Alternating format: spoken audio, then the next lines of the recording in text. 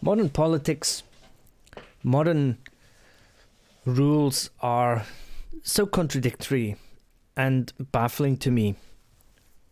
One of the reasons I created this channel is because it's not about trying to sound clever or do the easy things, commenting on other people's videos and stuff. It's because I've always have these questions in my head, which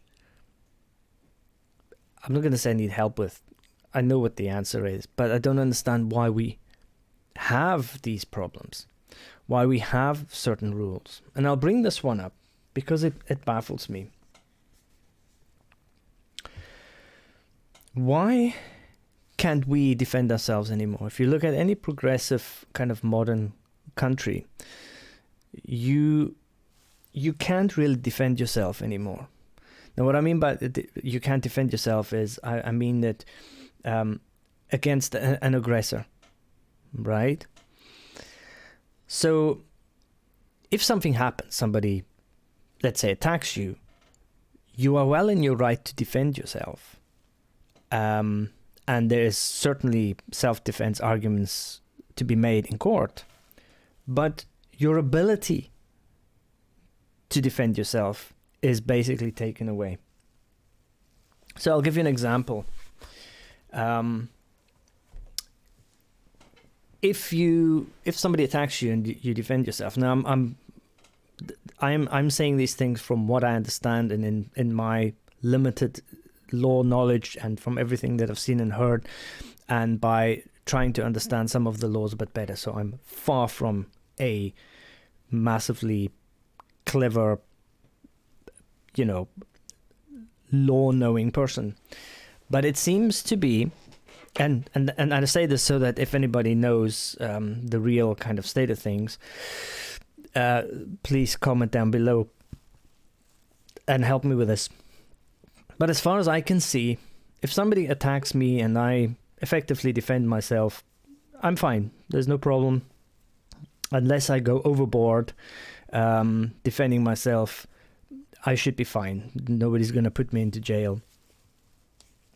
However, I cannot take any steps preemptively to defend myself. And what I mean by that is I can't carry a defensive weapon. I can't carry mace or a taser or, I don't know, a stick or a knife or anything like that. I can't proactively make plans to protect myself from a potential attack.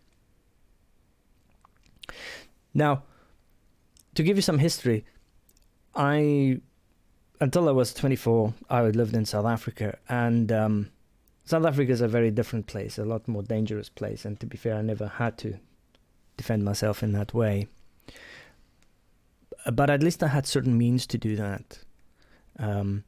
In the UK, with the ban of offensive weapons, which is an interpretive thing, so if I walk down the street with a plank in my hand and the police ask me, what are you doing with that plank in your hand? And you say, well, that's in case somebody attacks me, then it becomes an offensive weapon.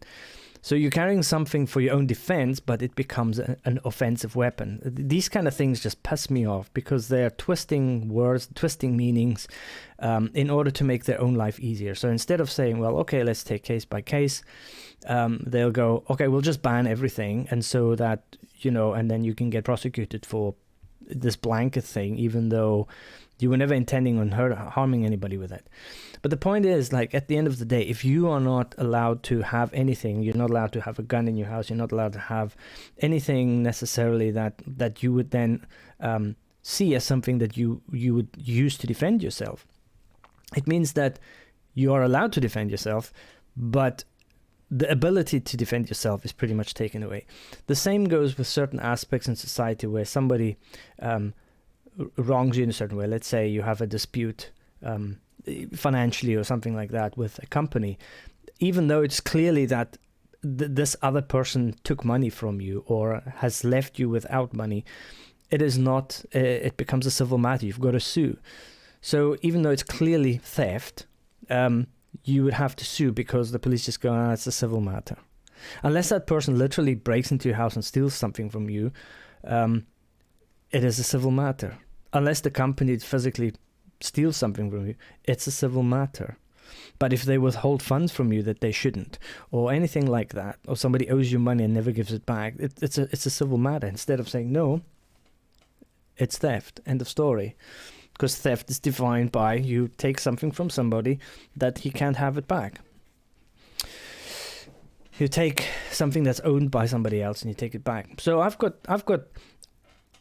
in the UK at least, I'm not entirely against the Knife Crime Act and the not being allowed to carry knives, because the world here is different. It is so much safer. Nowadays, you kind of don't need to carry a knife for kind of everyday carry purposes. I mean, the times when you really need a knife to use the knife for what it's designed for, to cut things, is pretty rare, especially outside of your house. Inside your house, yeah, cutting open your Amazon packages or whatever, fine. But essentially outside, you kind of hardly need a knife. And you really don't need a knife that necessarily that locks or something big. If you have a small knife in your car which doesn't lock, stuff like that, I understand there is no real reason that you really need to carry some big-ass knife with you. But that's not really the point. The point is that it is a certain freedom that is taken away from you because other people used to abuse that specific item, just like the gun laws in America. I'm completely like on both sides of the argument. On the one side, I'm like, people should be able to run around with guns if they want to. But in the case of America, because they've got such a massive problem with people dying from it all the time, I'm like, well, no, maybe they should ban it. And it's the same thing here. It's like, I'm kind of against the government telling you you shouldn't be running around with a knife, even though you never ever would even dream of pulling it out in self-defense or even like being an aggressor with it. But at the same time, because there was all these problems around the knife culture, you understand why they brought it in. But I do also think that there's a certain aspect to this which is just lazy government and lazy police. Instead of saying, well, you know what, let's take every incident on its own merit, and then if somebody did something bad with a knife, it is then treated properly through the courts, and those people get proper punishments that are then, that then properly stick. Not somebody who, gets done for knife crime and then gets a 5-year sentence and is out in 6 just to commit again. So I find this kind of thing in our modern society more problematic than actually draconian rules and laws, because at least the draconian rule and law, you understand, is just an asshole, awful government trying to control you, and you can understand it. But these kind of like gray area rules where you say, well, okay, oh no, if something happens to you, absolutely, you're allowed to defend yourself, but don't take any, proactive measures in order to protect yourself. So I find that a bit of a problem. Anyway, that's my 2 pence.